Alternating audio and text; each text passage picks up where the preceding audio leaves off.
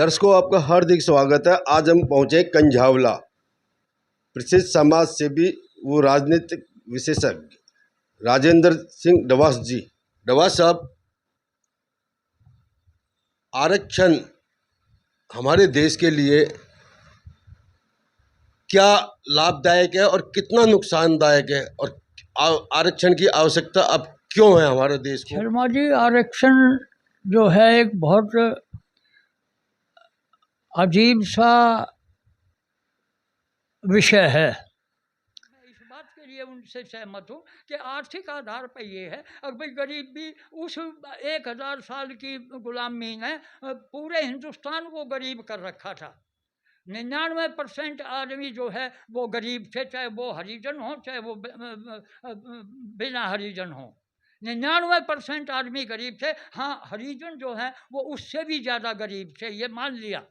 लेकिन 1% आदमी वो अमीर था जो अंग्रेज़ों का या पिट्ठू था, वो क्या नाम है, या बाद में कहूँ 1885 के बाद में कहूँ तो जो कांग्रेस का मैं नेता किस्म से या कांग्रेस का करता धरता था, वही आदमी कुछ संपन्न था, ना तो और बाकी कोई आदमी अमीर नहीं था, सब गरीब थे। तो कुल मिला करके ये है कि आरक्षण ख़त्म करने का अगर पूरा, मैं वकील साहब उस वकील साहबा उस बेटी से भी ये कहना चाह रहा हूँ कि वकीलों में अपनों में बात करो। पहले आरक्षण को ख़त्म कराने से पहले, आरक्षण को भी आर्थिक आधार पर भी कराने से पहले वर्ण व्यवस्था में का चैप्टर जो है मनुस्मृति से निकालने का मान लो आप बात करो। जब वर्ण व्यवस्था का, क्योंकि मैं आपसे ये कहना चाह रहा हूँ, जितने भी दुनिया में लोकतांत्रिक देश हैं उनमें दो चीज़ नहीं है। जितने भी दुनिया में लोकतांत्रिक देश हैं उनमें दो बातें नहीं हैं। पहली बात यह है कि वहाँ वर्ण व्यवस्था नहीं है, वहाँ मनुस्मृति नहीं है। दूसरी बात यह है कि वहाँ चाणक्य की वो नीति नहीं है जो साम दाम दंड भेद की है, थी चाणक्य ने। साम दाम दंड भेद की नीति राजाशाही में क्या नाम है कामयाब है, डेमोक्रेसी में वो कामयाब नहीं है। लेकिन हम साम दाम दंड भेद करने के आदी हो चुके हैं, और यहाँ भी साम दाम, इस डेमोक्रेसी में भी साम दाम हो रहा है। कांग्रेस ने 60 साल राज करा है, साम दाम दंड भेद के दम पर ही करा है। और सामदान दंड भेद में ये आरक्षण भी आता है। ये सामदान दंड भेद का एक मुख्य वो है आरक्षण। अगर भेद रखो, अपने को बचा लो, दूसरे को दंड दे दो। भ्रष्टाचार कांग्रेस की देन है। नेहरू के टाइम में 2 भ्रष्टाचार हुए, वाकई हुए। एक जीप कांड हुआ, एक LIC का कांड हुआ। लेकिन वहाँ किसी मंत्री को सजा नहीं दी नेहरू ने। बाइज्जत उनका या तो दूसरे जगह भेज दिया या उनका इस्तीफा लेकर उनको घर भेज दिया, उनको सजा नहीं दी। वो एक ऐसी प्रथा छोड़ गया नेहरू कि उसकी बेटी ने भी वही प्रथा निभाई, और उसके बाद आज भी वही प्रथा निभाई है। 10 साल हो गए इस सरकार के राज को, किसी कांग्रेसी को सजा नहीं मिली है भ्रष्टाचार में। जिस भ्रष्टाचार के दम पे, जिस भ्रष्टाचार के आधार पर यह सरकार बनी है, जिस भ्रष्टाचार के नाम पे ये मोदी जी जीत कर आए हैं, मोदी जी अपनी कलाकारी से जीत कर नहीं आए।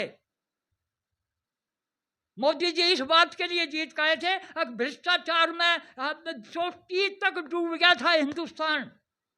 कांग्रेस के भ्रष्टाचार में चोटी तक डूब गया था। उससे निजात पाने के लिए उसको विकल्प चाहिए था। पाकिस्तान के आतंकवाद ने ऐसी तैसी कर दी थी देश की। 2 जवानों के सिर मोर्चे में घुस के, 2 जवानों के सिर यूं उतार के और हाथ में लटका के जा रहे हैं, और यहाँ ये सरकार, वो सरकार के मंत्री हंस रहे हैं, शराब की पार्टियां कर रहे हैं। इससे दुखी हो करके कांग्रेस को बदला था। बीजेपी ने तो कांग्रेस के आगे एक तरह से हार मान ली थी 14 के इलेक्शन से पहले। राजनाथ सिंह जैसे ने यह कह दिया था कि मैं इलेक्शन नहीं लड़ता, मेरा कैरियर खराब हो जाएगा अगर मैं हार गया तो। बीजेपी ने एक बहुत अच्छा स्वस्थ विकल्प और विपक्ष देने के लिए सिर्फ इलेक्शन लड़ा था 14 में, जीतने के लिए नहीं लड़ा था। ये तो मोदी जी का मुकद्दर है या इस देश का मुकद्दर है कि मजबूरी में आरएसएस ने मजबूरी में मोदी जी को जा करके ये कैंडिडेट बना दिया प्रधानमंत्री पद का। मोदी जी को तो बलि का बकरा बनाया था आरएसएस और बीजेपी ने उस वक्त। ये कब सोच के बनाया था कि मोदी जो है प्रधानमंत्री बनेगा? बलि का बकरा बनाया था आरएसएस ने कि हार जाएगा तो मुख्यमंत्री तो रहेगा और बेइज्जती कुछ होगी नहीं, क्योंकि एक मुख्यमंत्री का पद का आदमी हार भी गया एमपी का इलेक्शन तो क्या होगा। लेकिन सारे जितने ये थे यहाँ, राजनाथ, गडकरी, फलाना ढिमका, मैं नाम भी आधे भूल रहा हूँ, सब ने हाथ खड़े कर दिए थे कि हम प्रधानमंत्री का कैंडिडेट नहीं बनाएंगे, हमारे नाम से इलेक्शन मत हम अपने नाम से इलेक्शन नहीं लड़ेंगे। ये तो इस देश की खुशकिस्मती थी कि मोदी जी को बकरी का बलि का बकरा बनाया गया और हिंदुस्तान की वाह वाह होगी। और अब वाह वाह में सारे कह रहे हैं कि हम आरएसएस भी कह रहे हैं कि इस जीत का भाग वो तो मुझे ही मिलना चाहिए क्रेडिट। सबसे ज़्यादा क्रेडिट आरएसएस लेना चाह रहा है 14 के इलेक्शन की जीत का। तो कुल मिला करके ये जो सारी बातें हैं ये एक ऐसी किस्म की बातें हैं कि इनसे अकेले मैं उस बहन जी से भी कहना चाह रहा हूँ, वो वकीलों में इस बात की चर्चा करें कि भाई अकेले आरक्षण को आर्थिक दृष्टि से करने से भी कोई फ़ायदा नहीं होगा और जो हमें करना चाहिए वो नहीं होगा जब तक के वर्ण व्यवस्था का चैप्टर मनुस्मृति से नहीं निकलेगा। पूरे दुनिया में जितने भी डेमोक्रेटिक कंट्री हैं वहाँ कहीं ये दोनों वो नहीं है कि भाई वहाँ वर्ण व्यवस्था भी हो, जात पात भी हो और क्या नाम है साम दाम दंड भेद की राजनीति भी हो। इसलिए वहाँ जो डेमोक्रेसी है वो वरदान है। हमारे देश में डेमोक्रेसी जो है अभिशाप है। और अभिशाप इस माने में अब देख लो डेमोक्रेसी में क्या हाल हो रहा है कि मोदी जी जैसे आदमी को भी नहीं बोलने दे रहा आदमी, व्यक्तिगत तरह लांछन लगाने शुरू हो गए। राजनीति का इतना स्टैंडर्ड घटा दिया इस कांग्रेस ने और खासकर राजीव गांधी के लड़के ने व्यक्तिगत हमले मान लो कर रहा है। तो ये किस वजह से है? ये इसी वजह से है कि यहाँ जात पात है वो अब जातियों के आधार पर फिर बांटना चाह रहा है पूरे देश को। अब जातियों के आधार पर मर्दमशुमारी हो और फलाना हो और जातियों के आधार पर मैं यूँ कहूँ कि ये जाति हमारे पास आ जाओ, ये जाति हमारे पास आ जाओ, क्योंकि बीजेपी तो इस जाति को इग्नोर कर रही है, इस जाति को वो कर रही है, फलाना ढिमका। तो जातियों के आधार पर फिर बांटना चाह रहा है। जातियों के आधार की वजह से इंदिरा गांधी ने आरक्षण तो ज़्यादा इंदिरा गांधी ने शुरू करा था। और आरक्षण उस वक्त उस वक्त जो 1947 में जो आरक्षण बढ़ाया वो सिर्फ 30 साल के लिए बनाया था। 80 में इंदिरा गांधी दोबारा आ गई तो उसने उसको परमानेंट कर दिया। 30 साल में उस वक्त के नेताओं ने ये सोचा था कि 30 साल में एक पीढ़ी जो है वो सबकी मान लो कि पढ़ी लिखी हो जाएगी, पढ़ा लिखा। और क्योंकि पढ़ा लिखा होना, नौकरी पेशा होना, रोजगार होना ही गरीबी की और सामाजिक और उसके दोनों ऐबों को एक पैसा जो है वो दोनों ऐबों को दूर करता है। ये लक्ष्मी माता की आरती में भी है। अब जब तुम आ जाती हो तो सारा सब कुछ खत्म हो जाता है। मेरे वो लाइन याद नहीं है। हिंदू तो मैं हूँ, तुम कहोगे कि फिर कैसे हिंदू हो जब लक्ष्मी की आरती भी याद नहीं है। तो कुल मिलाकर उस आरती में भी ये कहा गया है कि जिस घर में जब तू आ जाती है तो वहाँ ना गरीबी रहती, ना अशिक्षितता रहती, ना कुछ रहता। तो जब इसलिए इस आधार पे उस वक्त 30 साल के लिए करा था। और 30 साल में अब मैंने उसमें लेख में लिखा है उदाहरण के तौर पे, रामविलास पासवान गरीब घर का लड़का था, मेरे सामने एमपी बन के आया है 1977 में। टिकट मेरे हाथ से मैंने चिट्ठी भेजी है टिकट की उसकी। मैं उस वक्त भारतीय लोकदल में चौधरी साहब के साथ ही था, चौधरी चरण सिंह के साथ।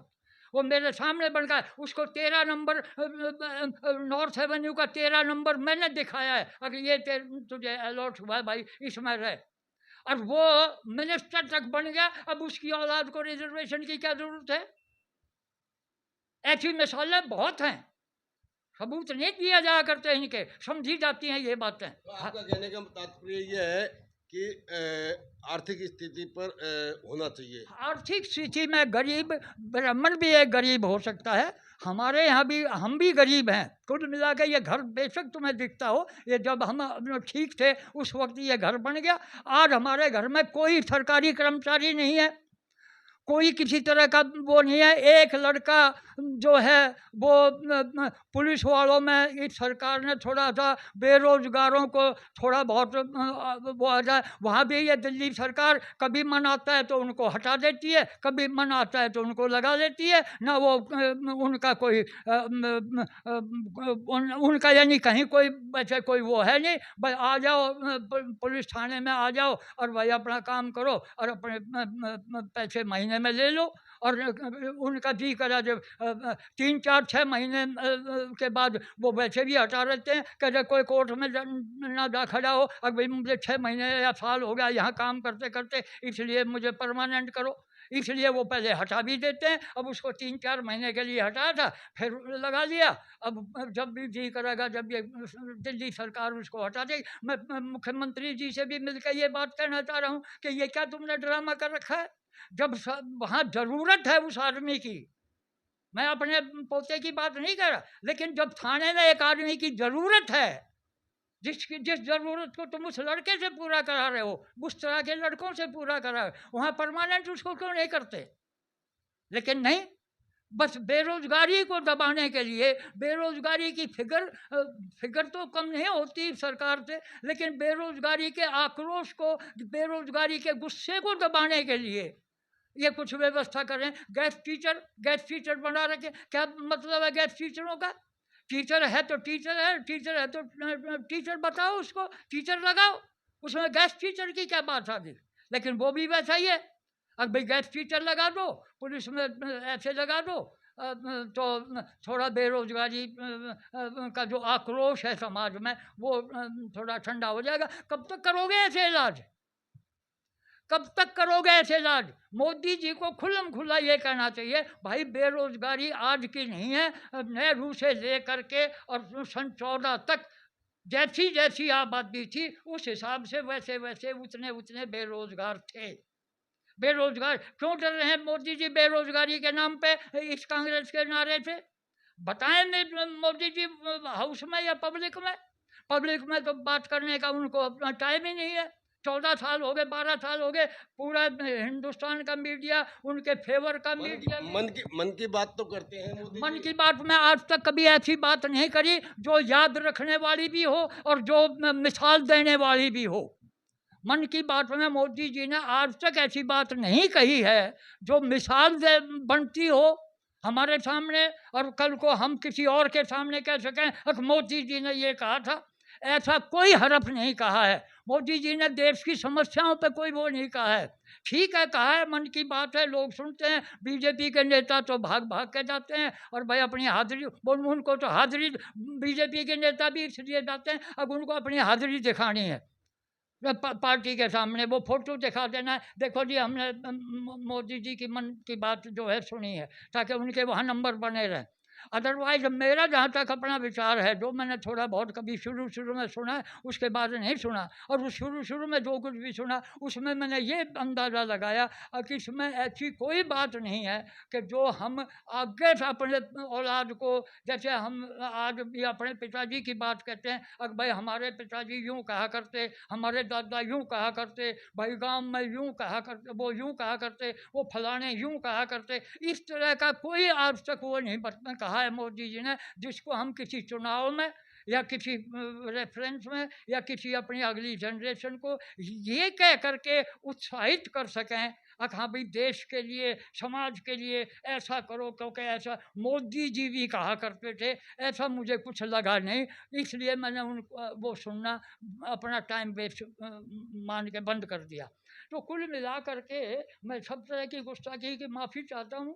जो कुछ भी मैं किसी को अगर बुरा लगा हो तो उस बुरा लगने वाले से मैं पहले ही माफ़ी मांग रहा हूँ। वरना अगर किसी में वो हो तो भाई मेरे बात की काट लेके कायदे से काट लेकर आ जाओ, भाई आपने ये बात गलत कही है, ये तो ऐसे नहीं थी।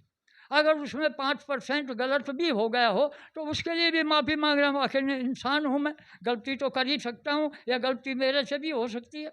लेकिन मैंने जो 1950 से लेकर आज तक देखा है, गुलामी का भी कुछ टाइम देखा है। 1935 का मेरा जन्म है, गुलामी का भी थोड़ा सा टाइम देखा है। उस गुलामी को अपने बाप दादाओं से भी सुना है। उस गुलामी को उन किताबों में जो हमें पहली, दूसरी, चौथी, पाँचवीं में पढ़ाई गई, उनमें भी कुछ पढ़ा है। तो वो गुलामी का भी कुछ मुझे वो है। और उसके बाद की आज़ादी का तो मुझे बहुत गहराई से तो मैं बहुत ज़्यादा नहीं कहता, तो भी मुझे काफ़ी से ज़्यादा बात याद है और काफ़ी से ज़्यादा अनुभव है। मैं उस अनुभव के आधार पे अपनी कड़ी से कड़ी जोड़ करके अपनी बात कह रहा हूँ। ये बात ना कहीं लिखी हुई है, ना कहीं किताब में है, ना किसी अखबार में है, ना किसी उसमें है। मैं अपनी कड़ी से कड़ी जोड़ रहा हूँ बात की। अब भाई वो बात उसने ऐसे कही थी और ये बात इसने ऐसे कही है, तो कहाँ जुड़ती है? तो कुल मिला करके ये है, अगर हमारी जो ये गरीबी का आधार जो है, मैंने अब उसमें ये भी लिखा है कि भाई जो लोग आर्थिक उससे जो लोग विरोध करते हैं आरक्षण का आर्थिक आधार पे, वो गरीबी को और सामाजिक पिछड़ेपन को अलग अलग देखते हैं। मैं उनसे ये कहना चाहता हूँ कि भाई ये दो हरफ पॉलिटिकल हैं। सामाजिक तौर पर एक ही हरफ है कि गरीबी है तो पिछड़ापन है। जिस दिन गरीबी हट जाएगी, आज क्यों चमार का लड़का हमारा राजकुमार जो है आज क्यों कारों में घूम रहा है? क्योंकि गरीबी हटी। मेट्रोपॉलिटन का कैंडिडेट बना 3 में, और 3 के बाद हम उसको अपने सिर पे उठाए फिर रहे हैं। कोई सामाजिक जात पात का वो नहीं है, और उसके आधार पे उसने अपना धंधा शुरू कर रखा है। वो बाकायदा अपना धंधे के हिसाब से सम्मान उसको मिलता है पूरे समाज में, और वो आज संपन्न है। तो गरीबी और पिछड़ापन ये दो पॉलिटिकल हरफ तो हैं। या सन 50 तक तो ये, या 60 तक तो ये दोनों हरफ दिखाई दे थे। आज अगर कोई आदमी इन दोनों को सहारा लेकर ये कहता हो अब गरीबी भी हटी तो पिछड़ापन रह जाएगा, पिछड़ापन हटा तो गरीब, ऐसा कुछ नहीं है। गरीबी है जिसकी वजह से सब कुछ है। पिछड़ापन अगर है तो वो हटेगा, क्या नाम है, मनुस्मृति से, वर्ण व्यवस्था हटाने से। वो उसका इस रिजर्वेशन से कोई ताल्लुक नहीं है। पिछड़ेपन का रिजर्वेशन से कोई ताल्लुक नहीं है। रिजर्वेशन का तो वो शब्द हटाएगा, वो जब शूद्र शब्द हटाएगा तभी पिछड़ापन समझो दिमाग से हटाएगा। न तो आज हरिजनों में या उसमें कोई अब क्यों नहीं हरिजन कहलवाता ये आदमी? क्यों कह दिया कि भाई हमें पिछड़े कहो? क्यों कहा उन्होंने? जब तक हरिजन का के नाम से फायदा मिला और जब तक सचमुच वो हरिजन था, तब तक वो हरिजन कहलवाया गया अपने को। जिस दिन वो सचमुच हरिजन नहीं रहा, यानी फायदा हो गया रिजर्वेशन से, संपन्न हो गया, तो उसको हरिजन कहलवाने में अपने शर्म आने लगी। और फिर वो कहने लगा कि हमें पिछड़ा करो। क्यों भाई? तुम अगर रिजर्वेशन लेते हो तो तुम्हें पिछड़ा क्यों कहें? तुम अगर रिजर्वेशन लेते हो तो हम तुम्हें शूद्र क्यों ना कहें?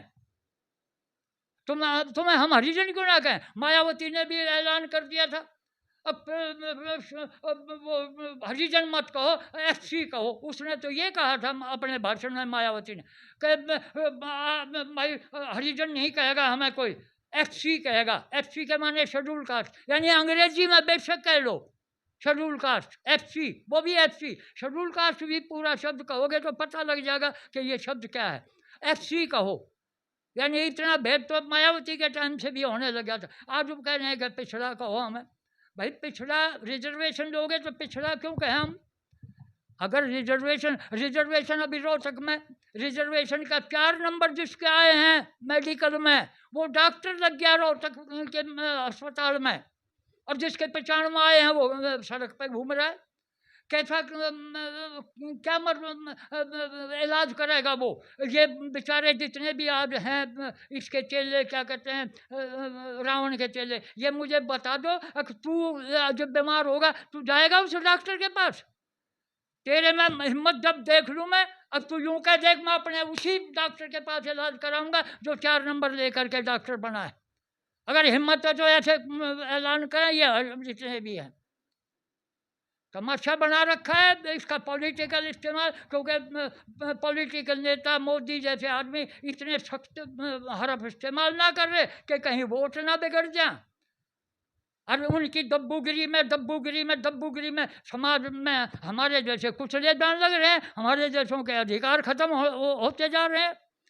मोदी जी को तो जनसंख्या समाधान करने में भी डर लग रहा है कि कहीं मुसलमान नाराज ना हो जाए और हमारे अधिकार और हमारा खान पान और पानी और रहन सहन की 2 बीघे जमीन और 2 गज का मकान के लिए उसमें कटौती होती जा रही है। अब वो तो राजनीति के माने ये भी थोड़ा ही है कि आप इतना नाजायज किस्म से दबो किसी उसमें, और बहुमत का इतना भी ख्याल ना रखो। एक मुसलमान वकील ने बिल्कुल ठीक कहा है कि संविधान में बहुमत के बारे में कुछ नहीं लिखा, इसलिए तुम्हारा ये देश भी नहीं है। कल को ये बात भी आ जाएगी। मोदी जी को सुनाना चाह रहा हूँ मैं आपके माध्यम से कि एक वकील ने ये कह दिया हुआ है कि संविधान में बहुमत का कहीं जिक्र नहीं है, अल्पमत का जिक्र है सारी जगह। अल्पमत का संविधान है, वो बहुमत वालों का संविधान नहीं है।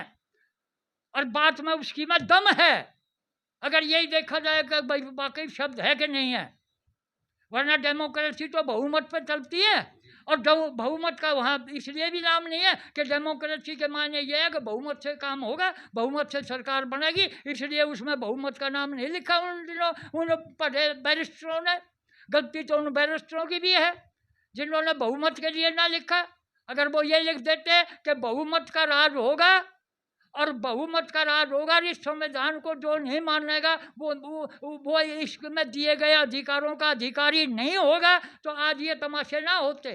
आज भी अगर मोदी जी में हिम्मत है, जैसे इंदिरा गांधी 76 में क्या नाम है प्रियम्बल में सेकुलर शब्द जोड़ गई, ऐसे मोदी जी में हिम्मत है तो उसके प्रियम्बल में या उसमें लिखवावे, रखे पटल पे एक बिल बना के, अब भाई ये इस संविधान के जितने भी अधिकार हैं उनको मिलेंगे जो इस संविधान के मुताबिक चलेगा।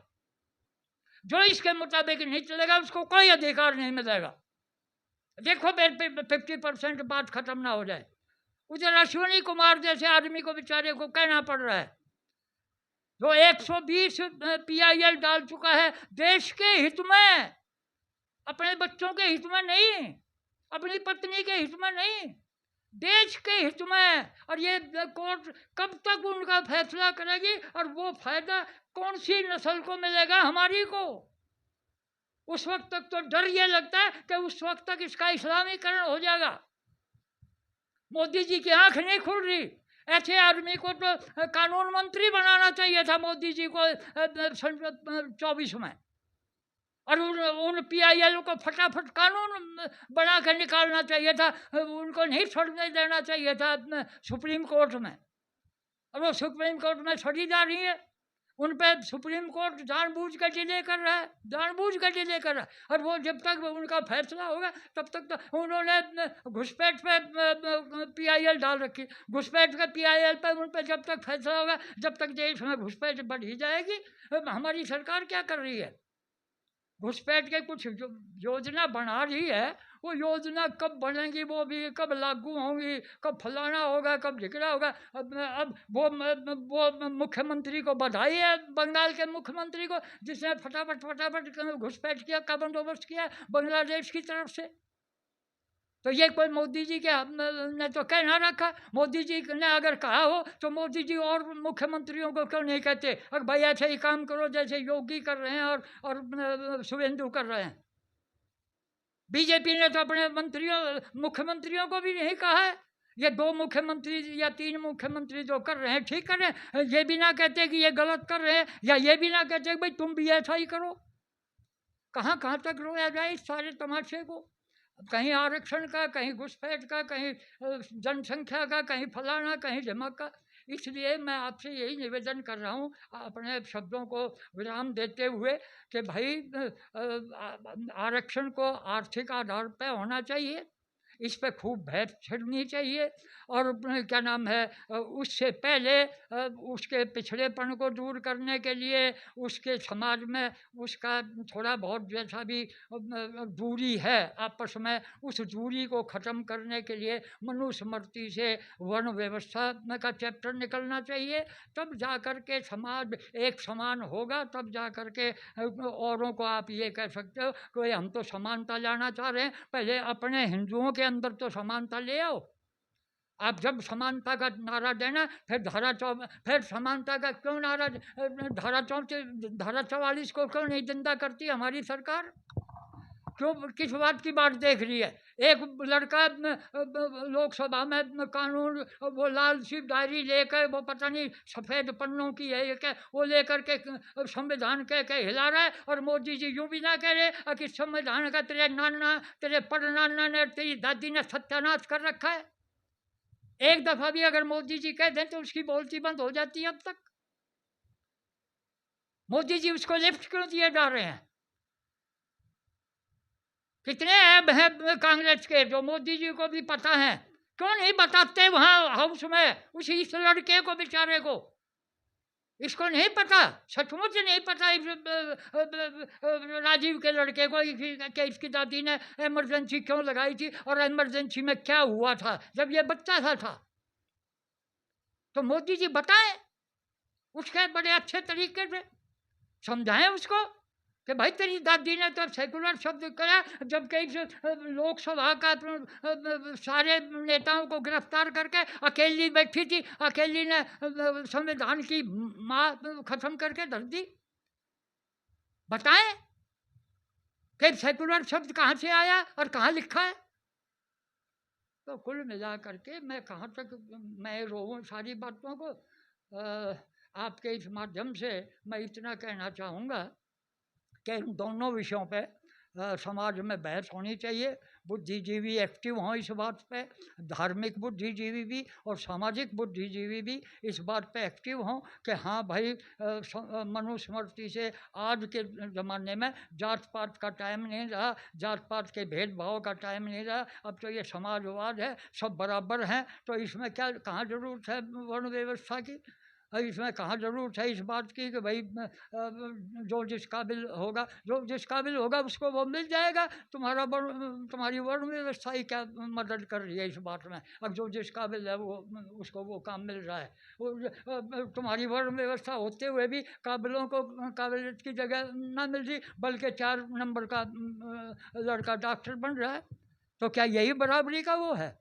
तो कुल मिला के इस बात के लिए मैं अपने शब्दों को यहीं विराम देता हूँ और अपनी किसी भी ऐसी बात के लिए फिर दोबारा माफ़ी मांगता हूँ अगर किसी को ये गलत लगा हो। और अगर गलत ना भी लगा हो और किसी को थोड़ी बहुत शंका हो तो वो मेरे से संपर्क कर ले, मैं उसका स्वागत है, मैं उसको और क्लैरिफाई करूँगा। और धन्यवाद। जय हिंद, जय भारत।